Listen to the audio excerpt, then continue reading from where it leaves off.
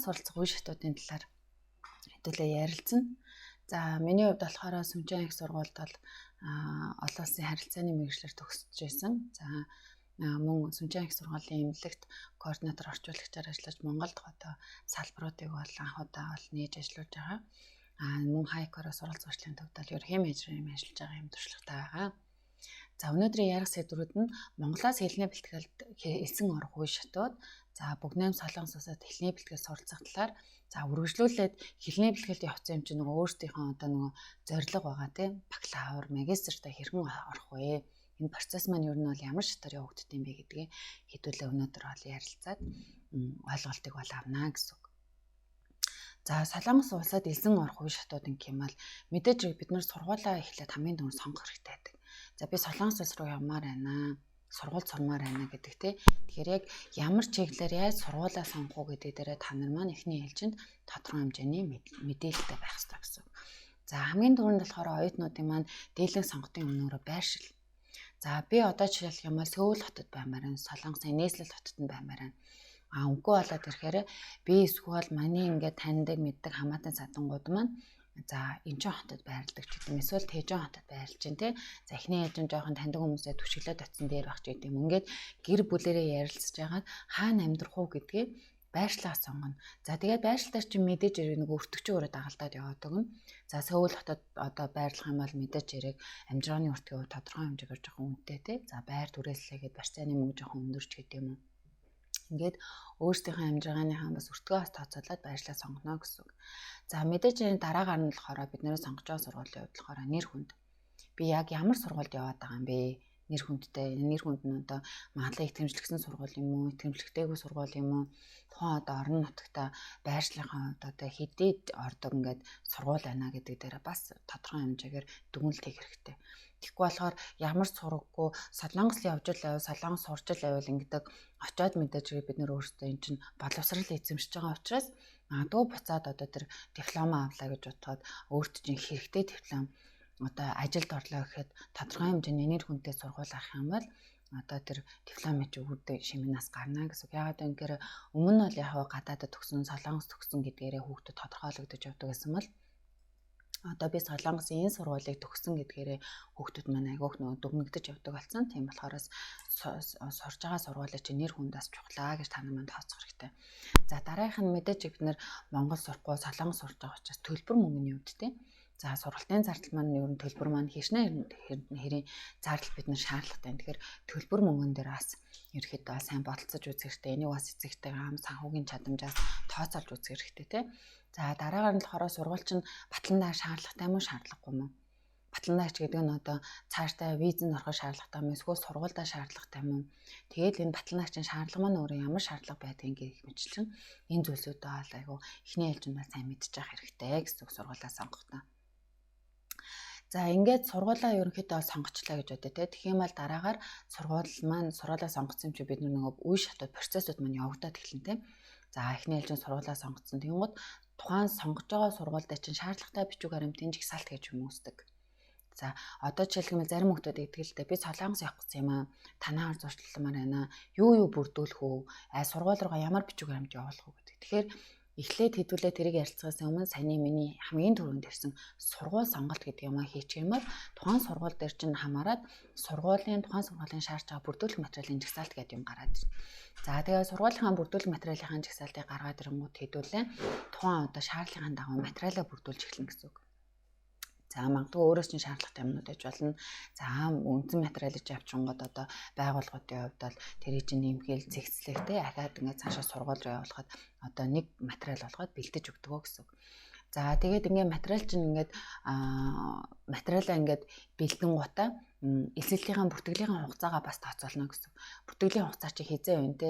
За би тэдэн сарын тэднээс орон тэдний хооронд бүртгэлийн хугацаа маань байх ёстой байна гэх юм бол сургууль руугаа тухайн хугацаанд материалаа явуулна гэсэн үг. За тэгээд сургууль руугаа материалаа шуудангаар явуулд юм уу эсвэл онлайнаар сургуулийн материалаа авд юм гэх мэтчлэн сургууль руугаа эхний ээлжинд нөгөө өөрийн бэлтгэсэн материалаа явуулна гэсэн үг. За дараагаар нь сургууль руу материал явуулсан юм чи сургууль мэдээж өөрөө чи материалыг хүлээгээд авцсан тий. За хэрвээ одоо нөгөө нэг магадгүй сургуультай материалаа хүлээж авсан хэсгээ хэрвээ шуудангаар явуулж байгаа тохиолдолд энийг бас хянаж шалгах хэрэгтэй. Манай байгууллагын хувьд бол байнга бол оюутныхаа материалыг бол хянаж шалгадаг байгаа. Материал нь очсон хэсэг те тухайн хариуцж байгаа ажилт нь авсан хэсэг. Тэрийг нь одоо эцсийн байдлаар шалгаж яаж материал ч өөрөө сургууль дээр очсон тохиолдолд эсэлт маань өөрөө бүрэн төгс одоо явагддаг гэж ойлгож байна. За тэгээд сургууль материал авсны дараагаар болохоор тэнцэн хэсэг хариу хэлнэ. Өөрөө чинь материалтай танилцсан те танилцсан гутаа за энэ оюутан манай сургуулийн одоо нөхцөл шаардлага тэнцгээр оюутан байна. За эсвэл энэ оюутны жоохон ийм одоо нөхцөл нь тэнцэхгүй байгаа учраас жоохон тэнцэх боломжгүй байна ч гэдэг юм уу. Ингээд нөгөө өөрийн чинь явуулж байгаа материал дээр ч үндэслээ сургууль чинь тэнцвүүлэх хэсэг хариугаа шийдвэрлэнэ гэсэн үг. За энэ тэнцвүүлэх хэсэг хариун дээр болохоор ерөнхийдөө бол нөлөөлдөг юм гэхээр хизээ сургуулаа төгссөн, ямар сургуулийг төгссөн, за голчин хэдтэй байна, төгснөөс хойш юу эрхэлж байна, юу хийж байна те. За тэгээд мөн одоо нөгөө суралцах төлөвлөгөө буюу өөрийн танилцуулга нь хэр байна, өөрийн танилцуулгын хувьд хувь хүн төлөвшлийн хувьд ямар хүн байна. За цаашдаа суралцах төлөвлөгөөний хувьд энэ хүн яг үнэхээр солонгос хөгжиж сурах шаардлага байна уугүй юу ч гэдэг юм те. За иймэрхүү материал мөн хэрвээ магадгүй батлан дагчийн материал сургууль руу ч явж байгаа бол тухайн оюутны батлан дагч нь хэр юм бэ? Аав ээж нь яг доктортой нийгмийн даатгал төлж гэнэ эсвэл ажил хөдөлмөр эрхэлж гэнэ санхүүгийн орлого их усрын доктортой байгаад байна уу гэх мэтчлэн ийм зүйлүүд дээр чинь сургуулиуд маань анализ хийж хагаад за тухайн оюутныг тэнцвүүлэх хэсэг шийдвэрээр нь бол гаргадаг гэсэн үг. За сургуультай тэнцвчлээ. За тэнцсний дараагаар болохоор сургууль маань төлбөрийнхөө нэхэмжлэг явуулдаг.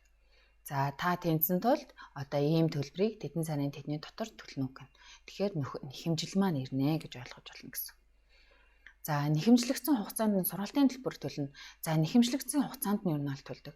Солонгосын дээдлийн гихтэй сургуулиуд ерөнхийдөө бол төлбөрөө нэг за хамгийн багадаа ерөнхийдөө 3 хоног. За дээд нь бол нэг 10-аас 14 хоногийн дотор төлбөрөө төлнө гэдэг юм нэхэмжлэлтэн дотор чинь дедлайн буюу хугацаа маань өөр хүрээд ирдэг. Тэгэхээр энэ хугацаанд төлбөрөөлөх шаардлагатай. Тэгэхээр яг их анханасаа материалаа бүрдүүлж явахдаа хэрвээ сургуулаа сонгосон л бол тэр сургуулийн ямар төлбөртэй гэдэг хэдлээ мэдчихэж байгаа шүү дээ. Тийм чинь тэр төлбөрөө эхний ээлжинд ерөөхдөө бол бэлдэж гэнэ гэсэн. Тэгэхгүй болохоор яадаг юм гэхээр гинт одоо төлбөрийн нэхэмжил хүрээд ирдэг. Тэгэд нэг 3 хоногийн дотор 5 хоногийн дотор төлөх болоод ирэнгууд та нар биднэрт ийм тавчин хугацаанд хэллээ гэд ингээд одоо нөгөө нэг байгууллага руу одоо ингээд буруу ингээд одоо хандлага ингээд үүсгэх гэдэг. Сургуулийн цаанаас тогтсон хугацаа заасан маа учраас бид нарын үйсэн тогтсон хугацаанд нь шилжүүлж өөрийн чинь элсэлт маань өөрөө хүчин төгөлдөр байдаг. Тэгэнгүүт хүмүүс зарим тохиолдолд бид нар бас санхүүгийн асуудлаасаа болоод урьдчилж юмаа бэлтээ өгөөсөө болоод магадгүй нөгөө зээл мэйл авах бол ингээд банк нь олохгүй ч юм уу тийм иймэрхүү асуудлууд байгаад байдаг. Тэгэхээр ийм хувийн шалтгааныг бол сургууль бол хүлээж авах боломжгүй. Яагаад гэвэл бид нар материал бүрдүүлж явуулахдаа батлан даашаа даагчгүй ямар сургуулиас 10,000 долларын хадгаламжийн тодорхойлол явуулж байгаа шүү дээ.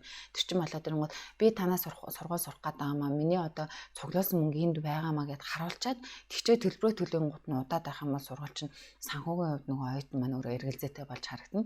Дээрээс нь хугацаанд ирээ төлж чадахгүй байх юм бол нөгөө эсэлт маань өөрөө цуслагддаг гэж ойлгож болно гэсэн. Тэгэхээр нэхэмжлэгдсэн хугацаанд нь төлбөрөө төлнө гэдэг бол маш чухал гэдгийг бас та нар маань айгуу сайн ойлгоорой. За дараагаар нь сургуультай төлбөрөө төлчлөө те. Тэгэн гочин сургуулиас чинь юу ирэх юм гэхээр сургуулийн төлбөртсөн баримт, урилга. За тэгээд нөгөө давхар болохоор аж ахуйн жинхэнэ холбоор тухайн семестрийн чинь сургалтын хөтөлбөр. За магадгүй хэрвээ дотор хайранд орохгүй дотор хайрны төлбөрийг төлсөн бол дотор хайрны төлбөр нь төлсөн баримт нь ингээ хүрээд ирнэ. Тэгэхээр нөгөө нэг төлсөн мөнгө чи яг сургууль руу явсан маань юу аав гэнэ гэдэг баталгаа ч өөрөө энэ болоо хүрээд ирдэг байгаа шүү. За ингээд сургуулиас бичиг баримт маань хүрээд ирэнгууд визнийхаа материалыг бүрдүүлнэ. За ингээд визнийхаа материалыг бүрдүүлэхдээ болохоор сургууль маань анханасаа эдлээ мэдж байгаа ш батлан даагчтай үгүй гээ те. За энэ одоо нөгөө шаардлагатай материалуудаа бэлтнэ гэсэн үг. За тэгээд бэлдсэн материалын ерөөхдөө сургуулийн материал орох нь байна. За тэгээд нөгөө анкет одоо бус бичиг баримтууд орно. Өөрөөс нь одоо шаардлагатай нөгөө батлан даагчтай даагчгүй гэдээс хамаараа бүрдүүлэн материалын жагсаалт. Ингээд энэ бүх гурван юм нийлээд элчин сайдын яамд визэ мэдүүлнэ гэсэн үг. За элчин сайдын яамд визэ мэдүүлэнгүүд элчин сайдын яам өөрсдийн ачааллаас хамаарат визний хариугаа ерөөхдөө бол гаргаж өгдөг.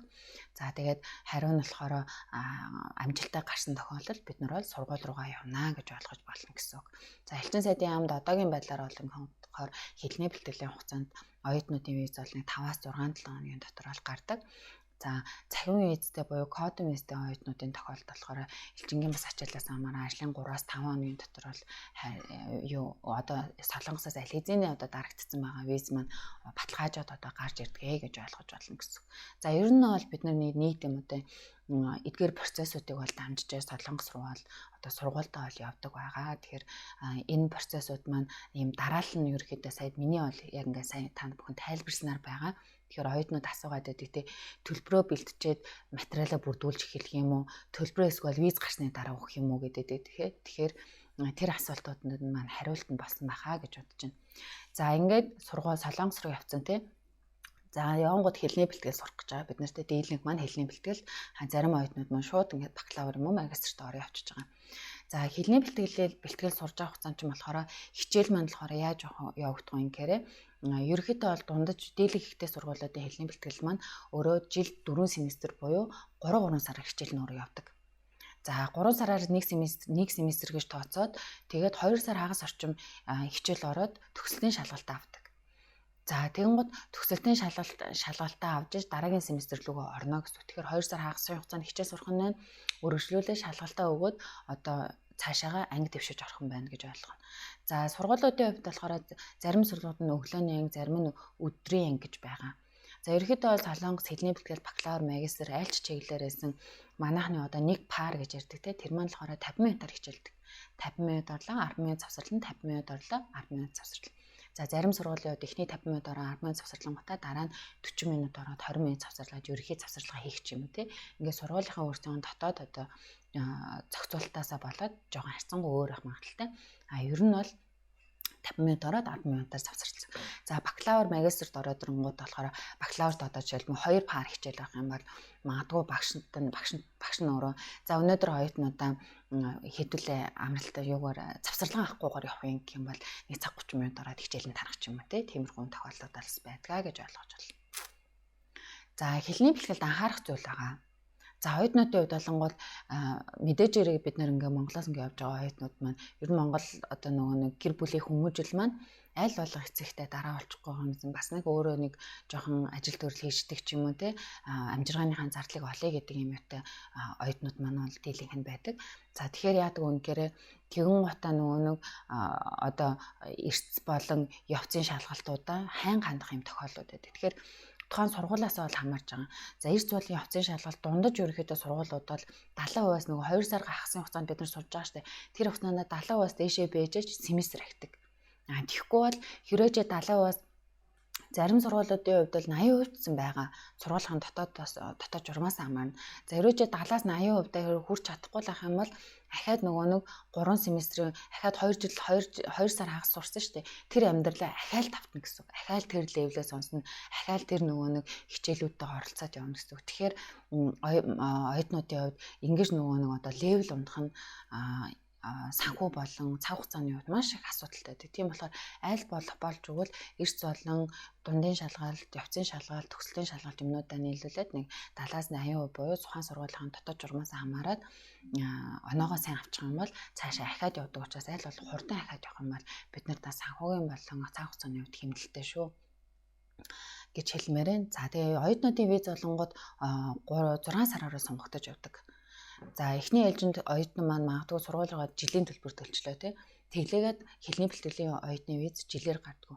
6 сараар гардаг. 6 сараар гарсны дараагаар нөгөө нэг 6 сараар ингээд чинь 2 сар хагас сураад дараагийн левелд ороод дахиад 2 сар хагас сурангууд ингээд 5 сар хагасын дараа ихэд чиний эрс болон дүн бүх юм чинь иммиграшн буюу Солонгост байгаа хэл шалгуур нэвтрүүлэх албар руу явж ээж дараагийн 6 сарын чиний семестр чинь сонгохгүй үгүй гэдэг. Тэгээд мөн төлбөрөө чи төлсөн байх хэрэгтэй. Хэрвээ магадгүй 3 сараар төлбөрөө төлчих юм бол дараагаас нь эхлээд 6 сар болгоцсон мал дараагаас нь 3 сар ингээ олгогдоод явна. Хэрвээ 6 сарын төлбөр төлчих юм бол 6 сараар олгогдоод явна гэсэн. Зарим оюутнуудын хувьд иммиграшн руу явах жоохон төвөгтэй санагдаад байн ингээд 3 сар тутамд яваад байх төвөгтэй санагдах юм бол ингээд 6 сараар нь төлөө явчих юм бол виз ч өөрөө 6 сараар сонгогдоод явна. За ерөнхийдөө болохоор хэлний бэлтгэлийн оюутнууд хамгийн багадаа 6 сар дээд нь 2 хүртэлх жилээр олгогддог.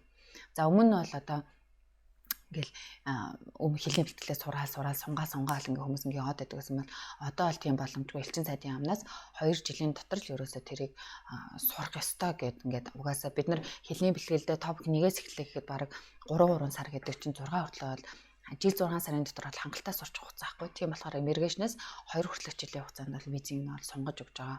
Хэрэв энэ хугацаанд хэрэв магадгүй хэлний оноогоо авч чадахгүй юм уу нөгөө анги руугаа дэвшиж суралцаж ирэж чадахгүй байх юм бол одоо визийг нь сунгах боломжгүй учраас одоо Солонгос улсын хилээс гарах одоо юм шаардлагыг бол тавьдаг байгаа. За дараа нь болохоор за тэгээд бид нэр хэлний бэлтгэлээ сурчлаа те. За тэгэнгუთ үргэлжлүүлээд цаашаа сурахтаа болохоор тухайн сургуулийнхаа хэлний бэлтгээ сурж байгаа сургуулийнхаа ангидаа бакалавр юм уу магистрийн тэнгим руугаа шууд элсэж болно.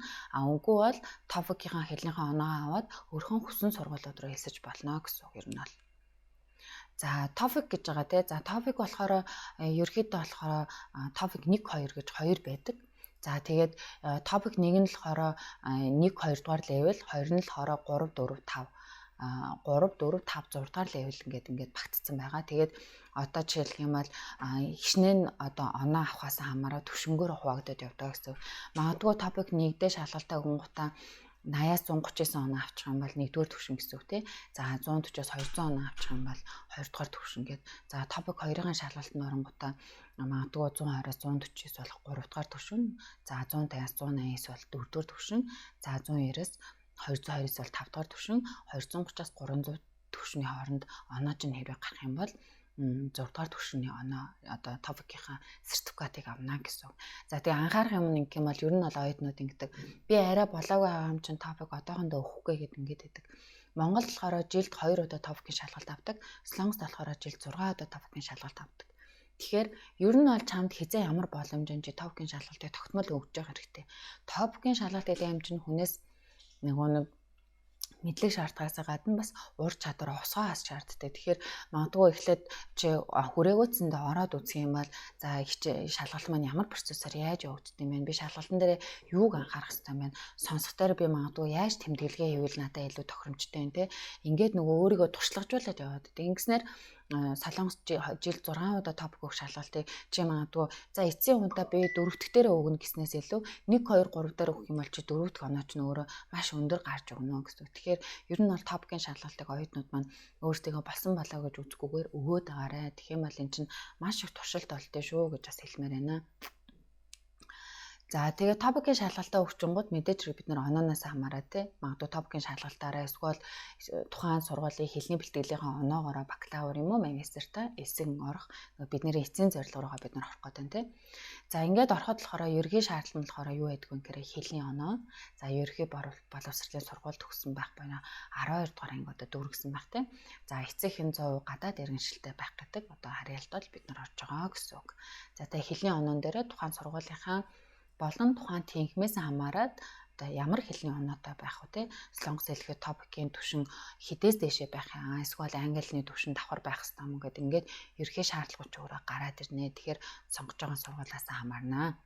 За мөн ахаа сургуулаа сонгоно те хэлний бэлгэлд явахдаа бид нар бас сургуулаа сонгоцсон шүү дээ. Өөрийнхөө нөхцөл байдал, визнэтэй хамаарат ингээд сургуулаа сонгоцсон. Одоо Солонгос орчны дараа тэр батлан даартаанууд авч байгаа нь хамаагүй. Солонгосын 300 400 ихтэй сургуулийн алинд нь ч орж болно. За тиймээ би түрүү хэлсэнтэй мэдээж хэрэг тодорхой хэмжээний сайн сургууль төгсчих юм бол тэр дипломороо магадгүй ажилд орчин тэр чинь өөрийн чинь давуу тал болно гэж байгаа. Тэгэхээр мэдээж хэрэг ахаад нөгөө бид нар байршил, нэр хүнд, за мэдээж хэрэг сурж байгаа юм чи оюутан юм чин төлбөр, за бидний нөгөө хамгийн одоо боломжтой хувилбар буюу тэтгэлэг авах боломж, за дээрэс нь яг үнэхээр миний сонирхож байгаа мэргэжил тухайн сургуульд маань байна уу үгүй юу? Магадгүй тэр сургууль маань энэ мэргэжлэр одоо улстай юм уу, ранк нь одоо хэдэд явж байгаа те хичнээн шилдэг юм мундаг сургуулийн гэх мэтчлэн одоо энэ хүчин зүйлсүүдээс хамаараа та нар маань сургуулаа сонгож байгаа юм бол бас энэ маань өөрөө их давуу талтай болдог байгаа. За тэгээд ерөөхдөө саяны миний ингээд одоо та бүхэнд өгөх зөвлөгөө маань ерөөхдөө дууслаа.